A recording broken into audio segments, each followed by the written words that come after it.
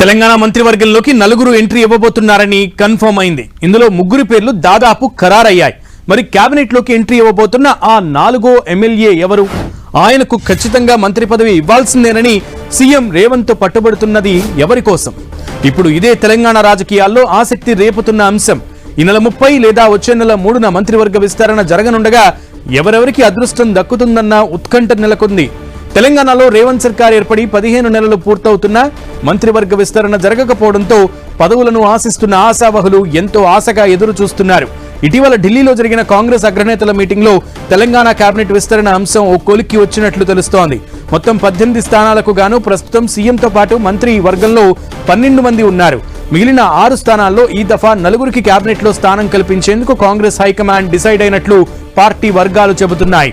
అయితే మంత్రివర్గంలో చోటు కల్పించనున్న 4 బెర్తులను ఇంతవరకు ప్రాతినిధ్యం దక్కని జిల్లాలకు, సామాజిక వర్గాలకు అవకాశం ఇవ్వాలని ఢిల్లీ పెద్దలు నిర్ణయించినట్లు తెలుస్తోంది.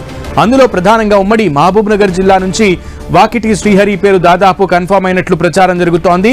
ఇక మరో 3 మంత్రి పదవుల కోసం చాలా మంది ఆశావాహులు పోటీ పడుతున్నారు. అందులో వివేక్, కోమటిరెడ్డి రాజగోపాల్ రెడ్డి, సుదర్శన్ రెడ్డి, విజయశాంతి వంటి వారు మంత్రి పదవులను ఆశిస్తున్నారు. వీరిలో వివేక్ వెంకటస్వామికి, కోమటిరెడ్డి రాజగోపాల్ రెడ్డి పట్ల కాంగ్రెస్ హైకమాండ్ సానుకూలంగా ఉందని సమాచారం. దీంతో మంత్రివర్గంలోకి వాకిటి శ్రీహరి, వివేక్ వెంకటస్వామి, కోమటిరెడ్డి రాజగోపాల్ రెడ్డి బెర్తులు దాదాపు ఖరారైనట్లు పార్టీ వర్గాలు చెబుతున్నాయి. ఇక తెలంగాణ మంత్రివర్గంలో 4వ బెర్త్ ఎవరికి దక్కనుందన్న సస్పెన్స్ కొనసాగుతోంది. నిజామాబాద్ జిల్లా నుంచి మంత్రివర్గంలో ప్రాతినిధ్యం లేకపోవడంతో ఆ కోటాలో మాజీ మంత్రి సుదర్శన్ రెడ్డి పదవిని ఆశిస్తున్నారు. అయితే ఇప్పటికే సీఎం రేవంత్ రెడ్డి సహా మంత్రివర్గంలో మొత్తం 4 రెడ్డి సామాజిక వర్గానికి చెందిన వారున్నారు. ఇక ఇప్పుడు కోమటిరెడ్డి రాజగోపాల్ రెడ్డికి సైతం మంత్రివర్గంలో చోటు కల్పిస్తున్నారు కాబట్టి ఆ సంఖ్య 5కు చేరుతుంది. ఇలాంటి పరిస్థితుల్లో సుదర్శన్ రెడ్డిని మంత్రివర్గంలోకి తీసుకుంటే తప్పుడు సంకేతాలు వెళ్తాయని కాంగ్రెస్ హైకమాండ్ ఆలోచిస్తున్నట్లు తెలుస్తోంది. అయితే ఖచ్చితంగా సుదర్శన్ రెడ్డిని మంత్రివర్గంలోకి తీసుకోవాలని ముఖ్యమంత్రి రేవంత్ రెడ్డి పట్టుబడుతున్నట్లు సమాచారం. దీంతో అధిష్టానం ఎటువంటి నిర్ణయం తీసుకుంటుందన్న ఉత్కంఠ తీవ్రంగా కొనసాగుతోంది. మరోవైపు మంత్రివర్గ విస్తరణ ముహూర్తం పైన సస్పెన్స్ కొనసాగుతోంది. వచ్చే నెల 3న మంత్రివర్గంలోకి కొత్తగా చేరబోయే వారి చేత ప్రమాణ స్వీకారం చేయించాలని భావించారు. ఇంతలోనే ఉగాది రోజు ఈ నెల 30న కేబినెట్ ఎక్స్పాన్షన్ చేస్తే ఎలా ఉంటుందని ఆలోచిస్తున్నారట.